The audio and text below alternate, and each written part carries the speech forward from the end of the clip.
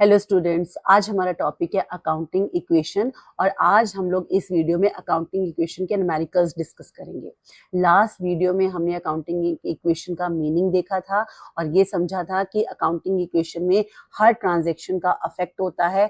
Assets, liabilities और capital के amounts change होते हैं, लेकिन अकाउंटिंग इक्वेशन हमेशा सेम रहती है कि एसेट्स हमेशा लायबिलिटीज प्लस कैपिटल के इक्वल ही होंगे। तो करिए स्टार्ट। तो सबसे पहले हम बात करेंगे फॉर्मेट की। तो ये हमारा फॉर्मेट है। सबसे पहले सीरियल नंबर, जो भी ट्रांजेक्शन आपकी आएगी, और उसके बाद यहाँ पे आप अपनी ट्रांजेक्शन्स लिखोगे और यहाँ पे एसेट्स के नाम लिखेंगे जैसे जैसे एसेट हमारे सामने आएंगे, और यहाँ पे लाइबिलिटीज के नाम होंगे और यहाँ पे कैपिटल होगा। ठीक है। अब आपने एक बात याद रखनी है कि कैपिटल में बच्चे जितनी भी इनकम्स होंगी, जितनी भी हमारी इनकम्स होंगी या प्रॉफिट होगा, वो सब कैपिटल में ऐड हो जाएगा, और जितने भी एक्सपेंसेस होंगे और लॉसेस होंगे वो सारे क्या हो जाएंगे, माइनस हो जाएंगे। और एक बात और, जो ड्राइंग होगी, ड्राइंग जो पर्सनल यूज के लिए पैसा प्रोप्राइटर विड्रॉ करेगा, वो हम कैपिटल में से माइनस करेंगे। ठीक है। तो सबसे पहले हमारा न्यूमेरिकल आया है, prepare accounting equation for the following transaction. तो देखो, सबसे पहले आपने याद रखना है कि अकाउंटिंग इक्वेशन ड्यूल एस्पेक्ट के ऊपर बेस्ड है। हर ट्रांजैक्शन के दो एस्पेक्ट होंगे, डेबिट और क्रेडिट।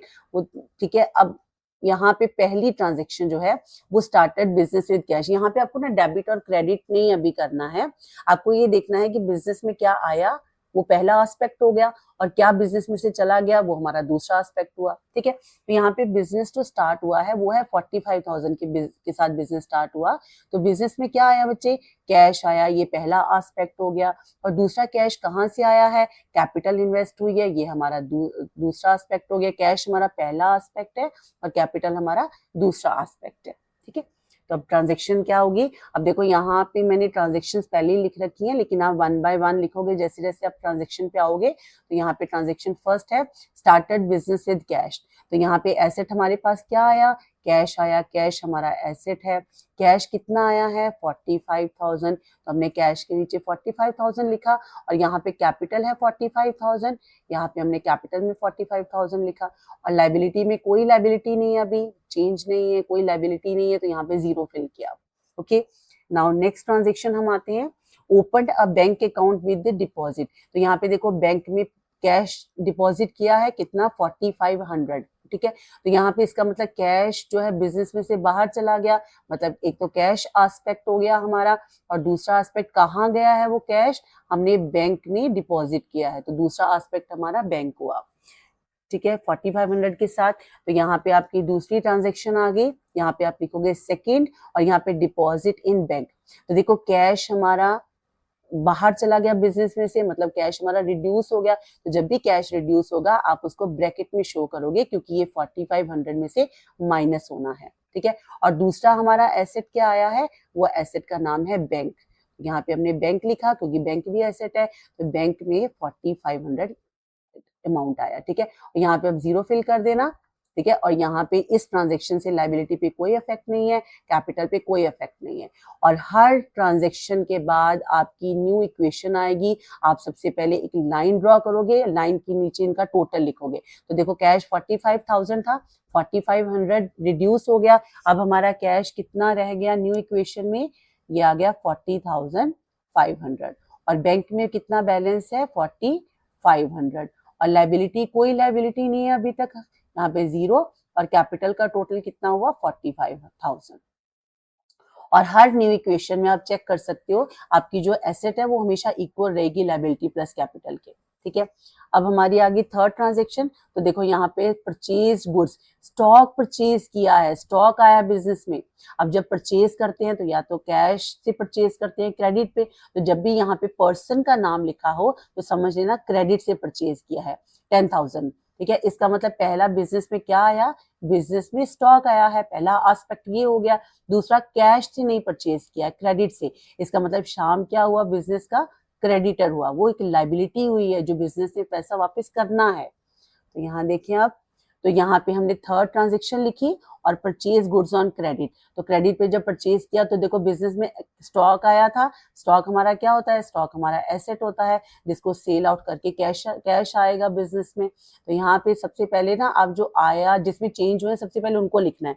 तो देखो स्टॉक कितना आया है 10,000 का, तो यहाँ पे मैंने लिखा 10,000 और कैश नहीं गया है, अदरवाइज हम कैश में से माइनस करते अगर कैश से परचेज किया होता। यहाँ पे क्या है? लाइबिलिटी हुई है, क्रेडिटर है, वो क्रेडिट पे उधार पे परचेज किया है स्टॉक। तो यहाँ पे हमने क्रेडिटर लिखा, कितना लिखा यहाँ पर 10,000 और कैपिटल में कोई चेंज नहीं आया है। जहां कोई चेंज नहीं आया वहां पे आप 0 0 फिल कर दोगे और यहाँ करने के बाद ना ये जो स्टॉक की लाइन है ये पूरी यहाँ पे भी आप 0 फिल कर दोगे। ये सबसे बेस्ट रहता है, ऐड करने में इजी होता है। अब देखो इक्वेशन, अब मैंने कहा ना हर ट्रांजेक्शन के बाद न्यू इक्वेशन आप फाइंड करोगे, लाइन ड्रॉ करोगे और अब देखते हैं ये बिजनेस की क्या पोजीशन है। तो बिजनेस की पोजीशन क्या है कि कैश बिजनेस के पास 40,500 है और बैंक में हमारा 4,500 है और स्टॉक जो है वो 10,000 स्टॉक है और उसके बाद लाइबिलिटी कितनी है बिजनेस के ऊपर 10,000 और बिजनेस में कैपिटल कितना है 45,000। चलिए नेक्स्ट ट्रांजेक्शन पे। तो यहाँ पे नेक्स्ट ट्रांजेक्शन आपकी क्या है? Sold goods to Sohan costing rupees 1,800 for rupees 1,500। देखो यहाँ पे स्टॉक सेल आउट हुआ है, स्टॉक जो है बिजनेस में से बाहर जा रहा है और स्टॉक जब सेल करते हैं या तो कैश में सेल करेंगे या क्रेडिट पे। तो यहाँ पे पर्सन का नाम दिया है तो समझ लेना क्रेडिट पे सेल आउट हुआ है। और देखो उस स्टॉक की जो कीमत थी वो 1,800 थी, हमारी बुक्स में जो उसकी कॉस्ट थी वो 1,800, मतलब 1,800 से स्टॉक रिड्यूस हुआ है और कितने का सेल आउट हुआ है 1,500 का। देखो 1,800 का स्टॉक 1,500 में सेल आउट हुआ है, इसका मतलब क्या हुआ है? लॉस हुआ है यहाँ पर। तो यहाँ पे सबसे पहले तो आप लिखोगे बिजनेस में से क्या चला गया? बिजनेस में से स्टॉक रिड्यूस हो गया और ऊपर से कैश नहीं आया है। सोहन क्रेडिट पे हुआ है तो उस क्रेडिटर उसको सोहन क्या हुआ? डेटर हुआ, ये टर्म डेटर होती है, ठीक है। और तीसरी चीज जो आई है ना वो लॉस हुआ है बिजनेस को। लॉस कितने का हुआ है? 300 और लॉस का हमें पता है कि क्या ट्रीट करते हैं हम लोग। अब यहाँ पे आए तो यहाँ पे सबसे पहले हमने यहाँ पे लिखा फोर्थ और सोल्ड गुड्स ऑन क्रेडिट। तो यहाँ पे सबसे पहले तो स्टॉक चला गया। अब देखो स्टॉक में आप 1,800 माइनस करोगे, ब्रैकेट में हम लोग लिख रहे हैं 1,800 क्योंकि ये माइनस करना है 10,000 में से। क्लियर है? ठीक है, क्योंकि स्टॉक बुक्स में उसकी कीमत 1,800 है। अब देखो 1,500 है तो 1,500 अगर कैश में सेल आउट होता तो कैश में ऐड कर देते, लेकिन अभी हमारा क्या है? एक न्यू टर्म आई है, न्यू एसेट आया है जिसका नाम क्या है? डेटर। जैसे ही आपने ऊपर डेटर लिखा, पहले आप इस ट्रांजेक्शन को कंप्लीट करिए कि हम यहाँ पे 1,500 लिखेंगे और कैपिटल में से माइनस हो जाएगा, यहाँ पे तो प्लस का साइन आना ही आना है, ब्रैकेट में आएगा 300 क्योंकि 4,500 में से माइनस करना है। और अब यहाँ पे न्यू जैसे आपने एसेट लिखा और इस लाइन में आप क्या करो? पूरा 0 0 फिल कर दो क्योंकि ऊपर की ट्रांजेक्शन से इसका कोई लेना देना नहीं था। और यहाँ पे अब यहाँ पे कोई कैश में कोई इफेक्ट नहीं है, यहाँ पे कोई इफेक्ट नहीं है और लाइबिलिटी पे भी कोई इफेक्ट नहीं है। अब इस ट्रांजेक्शन के बाद न्यू इक्वेशन क्या आई है? हमारी बिजनेस में जो कैश है वो है 40,500 और बिजनेस में जो बैंक बैलेंस है वो है 4,500 और जो स्टॉक हमारे बिजनेस में रह गया है वो है 8,200 और जो डेटर्स हैं वो हैं 1,500 और जो लाइबिलिटी है वो है 10,000 और जो हमारी कैपिटल है लॉस माइनस करने के बाद हमारी कैपिटल आ गई 44,700। क्लियर?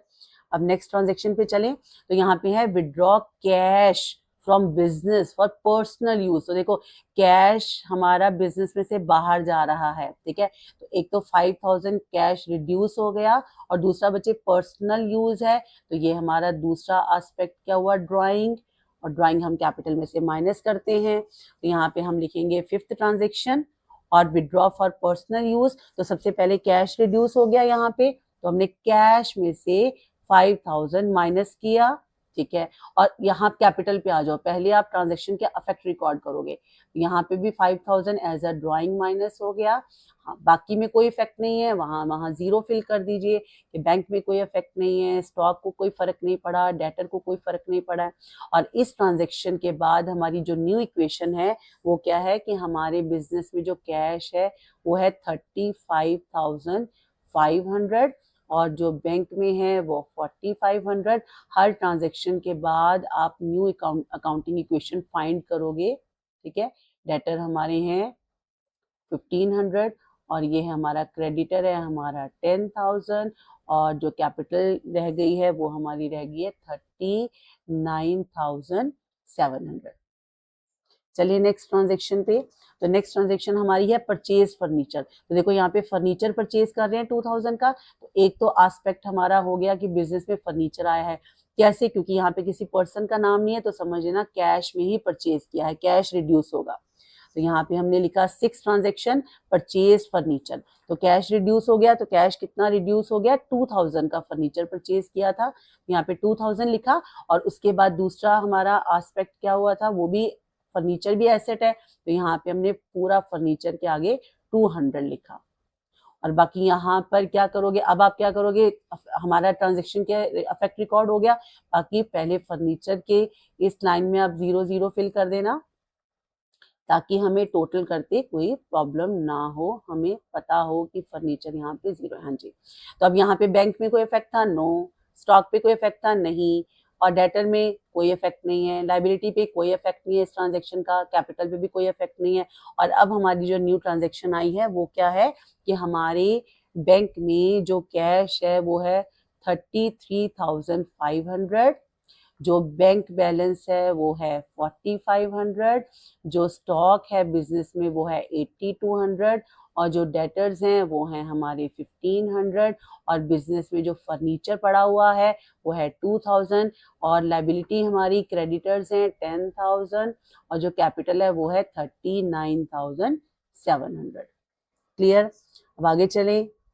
अब हमारी लास्ट ट्रांजेक्शन आ गई पेड रेंट। देखो रेंट पे किया है। रेंट पे किया मतलब एक तो ये रेंट हमारा खर्चा हुआ और दूसरा कैश जो है रिड्यूस हो गया क्योंकि कैश से पे किया है रेंट।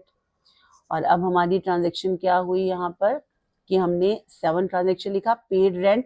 तो सबसे पहले कैश रिड्यूस हुआ था। ट्रांजेक्शन हमारी 200 की थी तो 200 कैश रिड्यूस हो गया। और उसके बाद आपने पहले हमेशा ट्रांजेक्शन का अफेक्ट आपने रिकॉर्ड करना है। तो कैपिटल में से एक्सपेंस माइनस होते हैं तो ये हमने एक्सपेंस माइनस कर दिया। बाकी का हम लोग बाद में देखेंगे कि सारी जगह 0 फिल करेंगे। ठीक है, पहले हमेशा आपने ट्रांजेक्शन का जहां जहां अफेक्ट हुआ है उसको रिकॉर्ड करना है। तो अब देखिए न्यू इक्वेशन क्या है? एसेट्स कितने हैं? तो एसेट्स हैं हमारे मतलब कैश है हमारा 33,300 हमारा कैश अवेलेबल है इस वक्त बिजनेस में। 4500 हमारा स्टॉक है, हमारा बैंक है। स्टॉक हमारा 8200 है। और 1500 डेटर्स हैं। और फर्नीचर है 2000। और बिजनेस के ऊपर लाइबिलिटीज हैं 10,000। और कैपिटल है बिजनेस के पास 39,500। क्लियर है? हो गया हमारा अकाउंटिंग इक्वेशन। अब आप देखोगे एसेट्स का जो टोटल है वो लाइबिलिटी के टोटल के इक्वल ही होगा। ठीक है। और उसके बाद कई क्वेश्चंस में आपको ना बैलेंस शीट कही होगी कि बैलेंस शीट बनाओ इसकी। अब देखो जितने भी एसेट्स हैं, ये देखो एसेट्स हमारे कितने हैं? 5 एसेट्स हैं हमारे। ये हमारे एसेट्स हो गए। लाइबिलिटी हमारी क्रेडिटर और उसके बाद कैपिटल। तो बैलेंस शीट आप कैसे बनाओगे? ये हमारी बैलेंस शीट है। यहाँ पे ऊपर आप लिखोगे बैलेंस शीट। एक ये हमारी लेफ्ट साइड हमारी लाइबिलिटी हो गई, राइट साइड हमारी एसेट्स हो गए। अब देखो सबसे पहले यहाँ पे कैपिटल मेंशन किया। कैपिटल कितना था? एंड में बैलेंस कितना था कैपिटल में? 39,500। और लाइबिलिटी एक ही लाइबिलिटी थी क्रेडिटर, तो हमने क्रेडिटर लिखा यहाँ पे 10,000। और जितने भी एसेट्स थे उनका नाम लिखा और उनके आगे कितना कितना एंड में कितना बैलेंस है। कैश इतना था बैलेंस, बैंक में इतना बैलेंस था, स्टॉक हमारा बिजनेस में इतना था, डेटर हमारे 1500 थे, फर्नीचर हमारा 2000 था। और एंड में ये जो टोटल है लाइबिलिटी हमेशा टोटल रहेगी एसेट्स के बराबर। ओके, तो ये थे हमारी बैलेंस शीट।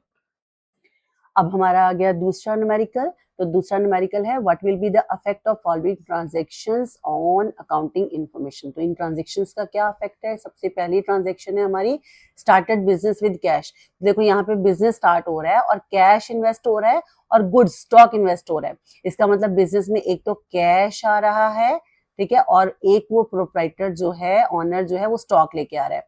और दोनों को प्लस करके, दोनों को मिला के हमारी बनती है कैपिटल। क्लियर? तो पहली ट्रांजैक्शन में यहाँ पे भी बच्चे ट्रांजैक्शन हमने लिख रखी है मैंने, आप 1 बाय 1 लिखोगे। तो पहली ट्रांजैक्शन हमारी है started business with cash and goods. तो देखो सबसे पहला एसेट क्या आया है? एक तो कैश आया बिजनेस में और दूसरा हमारा क्या आया है? स्टॉक आया है। और कैश कितना आया बिजनेस में? 1 लाख रुपीज था। तो यहाँ पे हमने 1 लाख लिखा और स्टॉक कितना था 20,000 इन्वेस्ट हुआ था स्टॉक, तो यहाँ पे हमने स्टॉक 20,000 लिखा और टोटल जो है कैपिटल वो 1,20,000, ठीक है, कैश और स्टॉक दोनों को मिला के। लायबिलिटी इस ट्रांजेक्शन में कोई नहीं है, क्लियर। तो चलिए नेक्स्ट ट्रांजेक्शन पे। तो देखो यहाँ पर क्या है, सेकंड ट्रांजेक्शन में क्या है, sold goods worth ₹10,000 for cash 12,000। तो देखो यहाँ पे स्टॉक सेल आउट हो रहा है, मतलब स्टॉक हमारा रिड्यूस हो रहा है, कम हो रहा है, कितने के साथ, 10,000 के साथ स्टॉक कम हो गया क्योंकि बुक वैल्यू 10,000 है स्टॉक की। और कितने में सेल आउट हुआ है, 12,000, 12,000 पे, और ये कैश आया है, ठीक है। और देखो सबसे पहले क्या हुआ, स्टॉक सेल आउट हुआ, एक तो एस्पेक्ट हमारा स्टॉक रिड्यूस हो गया, दूसरा कैश बिजनेस में आ रहा है, और तीसरी चीज बच्चे, जब भी कोई सेल चीज होती है तो क्या होता है, प्रॉफिट या लॉस होता है। तो यहाँ पे 2,000 का क्या हुआ है, प्रॉफिट हुआ है। देखो 12,000 जो 10,000 का स्टॉक था वो 12,000 में सेल आउट हुआ है, तो ये प्रॉफिट है जो हमारा कैपिटल में ऐड हो जाएगा।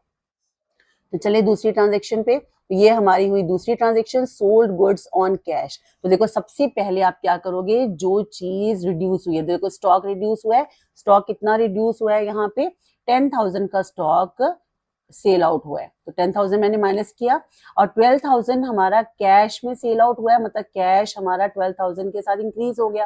और तीसरी चीज जो प्रॉफिट था वो हम कैपिटल में ऐड करते थे, तो हमने यहाँ पे 2,000 ऐड किया। लायबिलिटी में कोई चेंज नहीं है। और इस ट्रांजेक्शन के बाद जो न्यू इक्वेशन है, बिजनेस में क्या कंडीशन है बिजनेस की, कि कैश जो है वो है 1,12,000 और जो स्टॉक है वो है 10,000, और लायबिलिटी में कोई चेंज नहीं है, और कैपिटल है हमारी 1,22,000, क्लियर।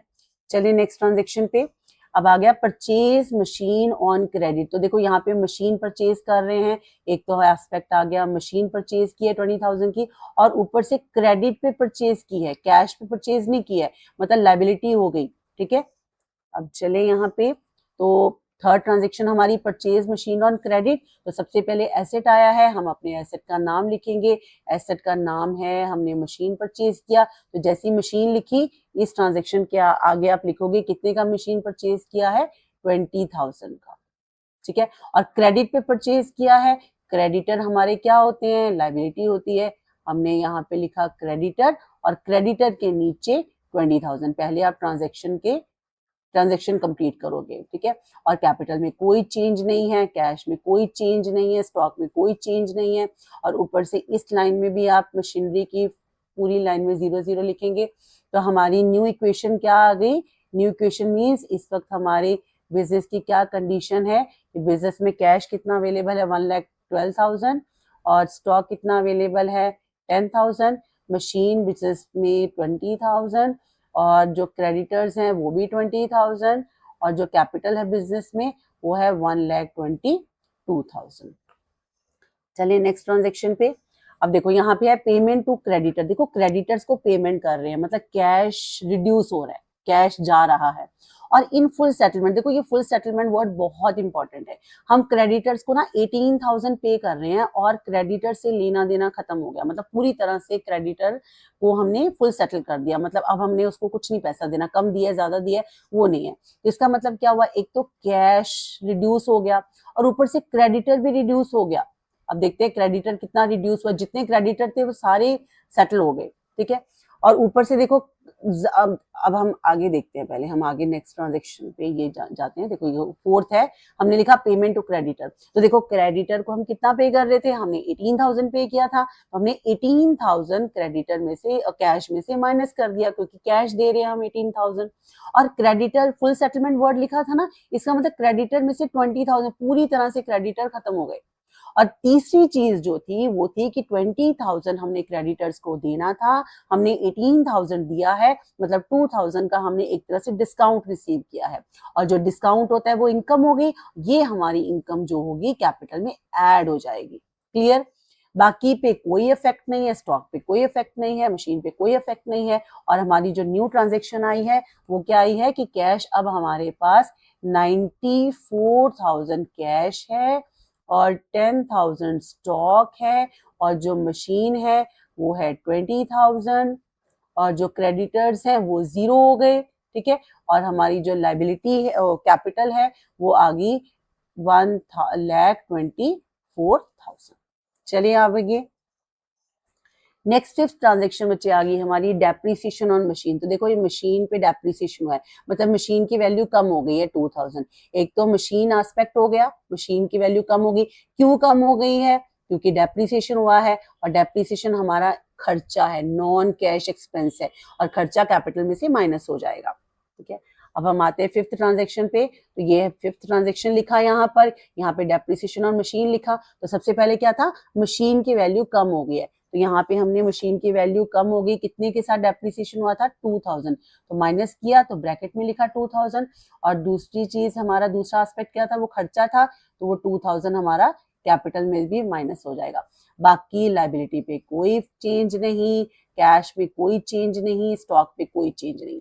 और न्यू इक्वेशन क्या आ गई, न्यू इक्वेशन आ गई 94,000 हमारे बिजनेस में कैश है, और 10,000 का स्टॉक है, और मशीन की वैल्यू अब रह गई है 18,000, और क्रेडिटर वैसे जीरो हो चुके हैं, और जो कैपिटल है वो हो गई हमारी 1,22,000। चलिए नेक्स्ट ट्रांजेक्शन पे। नेक्स्ट हमारी है salary due but not paid. देखो सैलरी ड्यू हो चुकी है, ड्यू मतलब हमने अपने एम्प्लॉय से काम करवा लिया है, बेनिफिट ले लिया है, लेकिन सैलरी अभी नहीं दी है। देखो जब बेनिफिट ले लिया तो सैलरी तो देनी होगी, उसी दिन एक्सपेंस भी ड्यू हो जाएंगे, खर्चा हो गया। मतलब बेनिफिट हमेशा एक्सपेंस के बराबर होने चाहिए, रेवेन्यू हमेशा एक्सपेंस के बराबर होता है, मैचिंग प्रिंसिपल में डिस्कस किया था। तो जैसे ही अपने एम्प्लॉय से काम करवाया, सैलरी ड्यू हो गई, तो सैलरी तो रिकॉर्ड होगी ही होगी, ये एक एक्सपेंस है ही है। अगर पे कर देते तो कैश रिड्यूस होता, नहीं पे किया है तो लायबिलिटी होगी बिजनेस के ऊपर, और जिसका नाम क्या है लायबिलिटी का, सैलरी आउटस्टैंडिंग हमारी लायबिलिटी होगी बिजनेस के ऊपर। चलिए आगे। ये देखा six transaction, salary due but not paid. तो पहला क्या था एस्पेक्ट कि वो सैलरी खर्चा है, और खर्चा हमेशा क्या होता है, कैपिटल में से माइनस होता है। तो कैपिटल सैलरी कितने की थी हमारी, 100 रुपए की।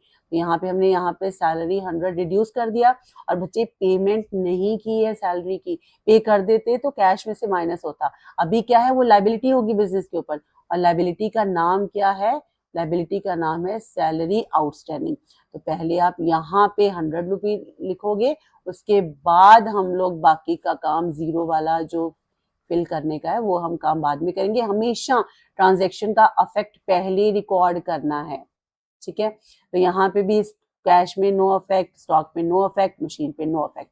तो न्यू इक्वेशन क्या आ गई, अब बिजनेस में कैश कितना है, 94,000, 10,000 स्टॉक है, मशीन है 18,000, और यहाँ पे क्रेडिटर कोई नहीं है बट लायबिलिटी है, जिसे हम सैलरी आउटस्टैंडिंग नाम दिया है हमने। और यहाँ पे जो अब कैपिटल कितनी रह गई हमारी, 1,21,900। क्लियर, चलिए आगे। अब देखो रेंट पेड इन एडवांस। अब देखो यहाँ पे ना रेंट पे किया है, लेकिन एडवांस में पे किया है। मतलब रेंट पे किया मतलब एक तो बच्चे कैश रिड्यूस हो गया, और दूसरा बच्चे हमने एडवांस में पे किया है, मतलब हमने बेनिफिट फ्यूचर में लेना है। तो बेनिफिट फ्यूचर में लेने का मतलब क्या हुआ, वो क्या हुआ, एसेट हुआ, और उस एसेट का नाम है प्रीपेड रेंट 150 के साथ। तो यहाँ पे 7 transaction rent paid in advance. तो रेंट पेड मतलब पे किया है, तो इसका मतलब क्या हुआ, एक तो कैश चला गया, मतलब कैश रिड्यूस हो गया 150 के साथ। ऊपर से बच्चे ये एडवांस पे किया है, ये हमने बेनिफिट लेना है इसका भी फ्यूचर में, तो वो हमारा क्या हो गया, एसेट हो गया। तो यहाँ पे एसेट का नाम क्या है, प्रीपेड रेंट। पहले प्रीपेड रेंट लिखा, और नीचे पहले सबसे पहले हमने यहाँ पे 150 लिखा, ठीक है। बाकी पे कोई इफेक्ट नहीं है, बाकी किसी अमाउंट, पहले तो यहाँ पे हमने 00 फिल किया यहाँ पे, और बाकी जो स्टॉक पे, मशीन पे, क्रेडिटर्स पे, सैलरी पे, यहाँ पे कोई इफेक्ट नहीं है। तो जहाँ पे ट्रांजेक्शन का कोई इफेक्ट नहीं है वहां पे हम लोग 0 फिल कर देंगे, और यहाँ पे भी 0 हो गया, ठीक है।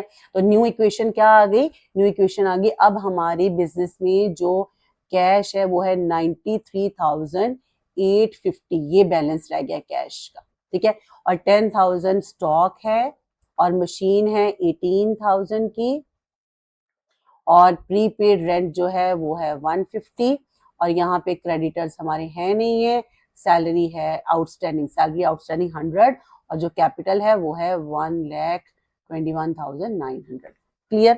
तो जो टोटल होगा तो आप देखोगे यहाँ पे जो टोटल है वो भी इस साइड का टोटल भी आ रहा है 1,22,000 और इस साइड का भी आ रहा है 1,22,000। ठीक है। अब हम वही चीज, अब बैलेंस शीट अगर बनानी होगी तो सारे एसेट्स का नाम लिखोगे आप, लाइबिलिटीज और कैपिटल। तो मैं आपको शो करती हूँ यहाँ पे, ये रहा। पहले हम बैलेंस शीट लिखेंगे, ये लाइबिलिटी साइड होगी, राइट साइड हमारी एसेट साइड है। यहाँ कैपिटल में कितना बैलेंस था, ये हमारा कैपिटल का बैलेंस, और यहाँ पे सैलरी आउटस्टैंडिंग एक ही लाइबिलिटी थी क्योंकि क्रेडिटर्स तो हमारे खत्म हो गए थे, लाइबिलिटी रही नहीं थी। और यहाँ पे हमने एसेट्स के नाम लिखे और यहाँ पे जितना जितना वहां पे बैलेंस रह गया था उनमें वो हमने यहाँ पे लिखा उनके आगे, और ये हो गया हमारा लाइबिलिटी का टोटल और ये एसेट्स का टोटल, जो कि हमेशा इक्वल ही रहता है। क्लियर है। तो आई होप कि आपकी बुक में जो 1 to 7 क्वेश्चन है वो सारे क्लियर हो जाएंगे जब आप इसको ध्यान से आप वीडियो को एक एक ट्रांजेक्शन को समझोगे। ठीक है। तो नेक्स्ट वीडियोस में हम आगे डिस्कस करेंगे। तो नेक्स्ट वीडियोस के लिए चैनल को सब्सक्राइब करें और वीडियो को लाइक करें। Thank you very much.